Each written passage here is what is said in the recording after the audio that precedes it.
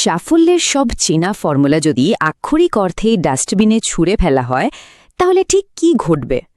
মানে প্রতিদিনের এই যে ইঁদুর দৌড়, লাখ লাখ টাকার পিআর স্টান্ট, সোশ্যাল মিডিয়ায় সবসময় নিজেকে জাহির করার একটা চাপ, এসব ছাড়াই কি আসলেই সফল হওয়া সম্ভব? আজকের এই বিশ্লেষণে আমরা এমন একটা অদ্ভুত, বলতে পারেন অ্যান্টি সাকসেস প্লেবুক নিয়ে কথা বলবো, যা আমাদের এই আধুনিক হাসেল কালচার বা সারাক্ষণ দৌড়ানোর ধারণাকে একেবারে শিকড় থেকে নাড়িয়ে দেবে। জাস্ট এই অঙ্কটার দিকে একবার তাকান। সাম্প্রতিক রিলিজ ধুরন্ধর সিনেমার লিড অ্যাক্টর পারিশ্রমিক নিয়েছেন পাক্কা 50 কোটি টাকা, আর অন্যদিকে ভেলেনের চরিত্রে যিনি ছিলেন তিনি পেয়েছেন মাত্র 0.5, মানে অর্ধেক কোটি টাকা। কিন্তু আসল ম্যাজিকটা কোথায় জানেন? সিনেমা শেষ করে থিয়েটার থেকে বেরোনোর সময় দর্শকদের মুখে ওই 50 কোটি টাকা সুপারস্টারের নাম একবারও শোনা যায়নি। সবার মুখে শুধু একটা নামই ঘুরপাক খাচ্ছিল, রহমান ডাকাত। হ্যাঁ, ছবিতে অক্ষয় খান্নার চরিত্রের নাম। পরিষ্কার বোঝা যায় পারিশ্রমিকের অঙ্ক আর মানুষের মনে ইম্প্যাক্ট তৈরি করা, এই দুটো আসলে একেবারেই আলাদা জিনিস। আর এখানে লুকিয়ে আছে সবচেয়ে বড় চমক।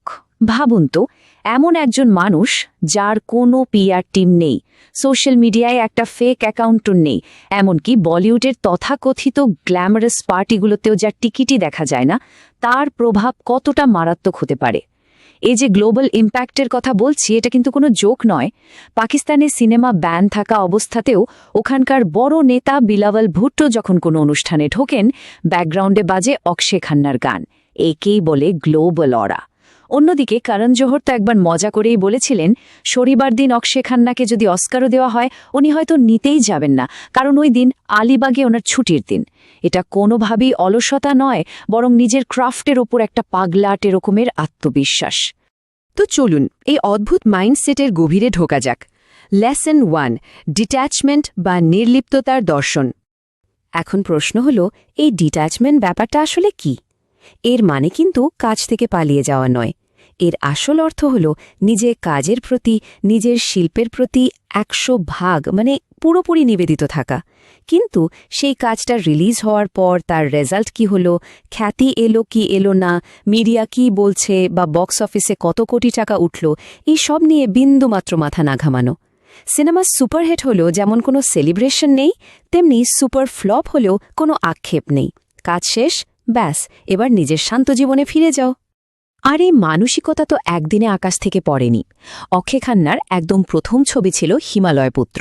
বাবা বিনোদ খান্না কোটি কোটি টাকা ঢেলেছিলেন ছেলের জন্য, কিন্তু সিনেমাটা বক্স অফিসে খুব বাজেভাবে মুখ থুবড়ে পড়ে। অন্য কেউ হলে হয়তো সেদিনে ডিপ্রেশনে চলে যেত। কিন্তু জানেন ওই তরুণ বয়সেই অক্ষয় কি বলেছিলেন? তিনি বলেছিলেন, এই ছবিটা আমার বাবার চেষ্টা ছিল, চলেনি তাতে কোনো ক্ষতি নেই, কিন্তু আমার অস্তিত্ব তো আমার নিজের পরিশ্রমেই তৈরি হবে। শুরু থেকেই তার এই অটুট মানসিকতা সত্যি অবাক করার মতো। বাস্তব জীবনে এই নির্লিপ্ততা তিনি যেভাবে মেনে চলেন সেটা বেশ ইন্টারেস্টিং। যখন তার চুল পড়তে শুরু করল, তিনি কিন্তু কোনো নকল চুল বা পরচুলা পরে নিজের বয়স বা লুকস লুকানোর চেষ্টা করেননি। তিনি পরিষ্কার একটা মেসেজ দিয়েছেন, চেহারা দেখতে চাইলে মডেলদের দেখো, আর অভিনয় দেখতে চাইলে অক্ষয় খান্নাকে দেখো। মিডিয়া ইন্টারভিউ একেবারে এড়িয়ে চলা, শুটিং শেষ হলেই সোজা আলিবাগের নিরিবিলি জীবনে গায়েব হয়ে যাওয়া, এসব প্রমাণ করে যে বাইরের এই নকল চাকচিক্য নিয়ে তিনি কতটা নির্লিপ্ত। আর এই নির্লিপ্ততা থেকেই খুব স্বাভাবিকভাবে জন্ম নেয় আমাদের দ্বিতীয় পয়েন্ট, লেসন 2, নিজস্ব এক অনন্য ভাইব তৈরি করা। দেখুন, ভেড়ার পালের মতো যদি সবাইকে ফলো করা হয়, তাহলে দিন শেষে জাস্ট একটা বিকল্প বা অপশন হয়ে থাকতে হবে, যাকে চাইলেই যে কেউ রিপ্লেস করে দিতে পারে। কিন্তু যদি নিজের একটা সম্পূর্ণ আলাদা স্ট্যান্ডার্ড তৈরি করা যায়, তাহলে সেটা হয়ে ওঠে একটা চূড়ান্ত প্রয়োজন বা রিকোয়ারমেন্ট। রতন টাটা কিন্তু কখনোই মুকেশ আম্বানি হতে চাননি, তাই না? তিনি নিজের একটা সম্পূর্ণ আলাদা ক্লাস তৈরি করেছেন। এখানেও লজিকটা সেম, নিজেকে এমন একটা লেভেলে নিয়ে যাওয়া যেখানে ওই কাজটার জন্য দ্বিতীয় কোনো নাম মাথায় আসবে না। সবচেয়ে বেশি ডায়লগ না বলেও কিভাবে পুরো স্ক্রিনে রাজত্ব করা যায় তার প্রমাণ কিন্তু বারবার পাওয়া গেছে। দিল চাহতাহের কথা ভাবুন। মিস্টার পারফেকশনিস্ট আমির খানের ঝুলিতে সমস্ত পাঁচলাইন থাকার পরেও শুধুমাত্র নিজের সাইলেন্স বা নীরবতা দিয়েই দর্শকদের মন চুরি করেছিলেন তিনি। কিংবা দৃশ্যম 2তে অজয় দেবগনের মতো সুপারস্টারের সামনে নিজের সেই ধারালো উপস্থিতি। আর ছাবা ছবিতে তো ঔরঙ্গজেবের চরিত্রে তিনি এমনভাবে মিশে গেছেন যে মানুষ আক্ষরিক অর্থেই তাকে ঘৃণা করতে শুরু করেছে। নিজস্ব একটা সলিড ভাইব থাকলে অন্যদের ছাপিয়ে যাওয়ার জন্য কিন্তু অকারণে চিৎকার করার দরকার পড়ে না। আজকাল তো সবাই সারাক্ষণ ক্যামেরার সামনে থাকতে চায়। কিন্তু এবার আমরা কথা বলবো কৌশলগতভাবে আড়ালে থাকার পাওয়ার নিয়ে। Lesson 3, the joy of missing out, বা সংক্ষেপে জোমো। আমাদের চারপাশে প্রফেশনালরা সবসময় ফোমো বা ফিয়ার অব মিসিং আউটে ভোগেন। মানে একটা ভয় কাজ করে যে যদি প্রতিদিন সোশ্যাল মিডিয়ায় অ্যাক্টিভ না থাকি, বড় বড় পার্টিতে মুখ না দেখাই, তাহলে হয়তো মানুষ ভুলে যাবে।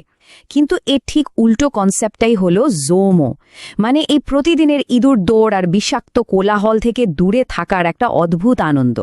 নিজেকে একটু আড়ালে রাখা, প্রাইভেসি মেনটেন করা, আর এই অনুপস্থিতির মাধ্যমেই নিজের ভ্যালু বা কদরটা বহুগুণে বাড়িয়ে নেওয়া।